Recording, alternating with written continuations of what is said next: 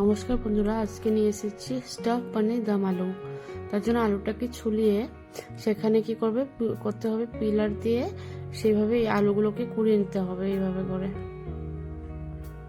তারপর কড়াইতে তেল দিয়ে আলুগুলো সেগুলোকে নুন দিয়ে চাপা দিয়ে দেব। আরেকদিকে কি করব, পনিরটাকে গ্রেট করে তাতে ভাজা জিরে গুঁড়ো, চাট মশলা, ধনিয়া পাতা, কাজু কিশমিশ দিয়ে আর একটু নুন দিয়ে এটাকে ভালো করে মেখে নিতে হবে। একদিকে কি করবো, একটা পেস্ট বানিয়ে নেব। তার জন্য টমেটো দুটো দিয়েছি, কাঁচা লঙ্কা, আদা একটা পেস্ট বানিয়ে নেব। আর এদিকে আলুটাকে কি করতে হবে, মোটামুটি ভাজার মধ্যে এটাকে 50% সেদ্ধ করে নিতে হবে। আরেকদিকে কি করব, সেই কাজু আর চাল মগজটাকে এটাকে কি করব, পেস্ট বানিয়ে নেব। তারপর আলুর ভিতরে পনিরের পুরটা ভরে দেব। সবগুলো ভরে নিয়েছি এইভাবে।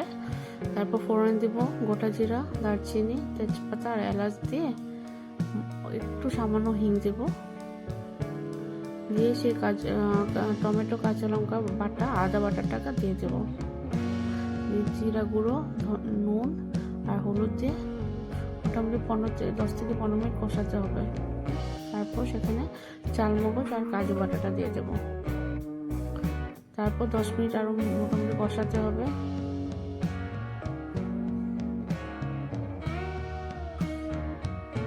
তারপর লাস্টে ফ্যাটানো দইটা দিয়ে দেবো।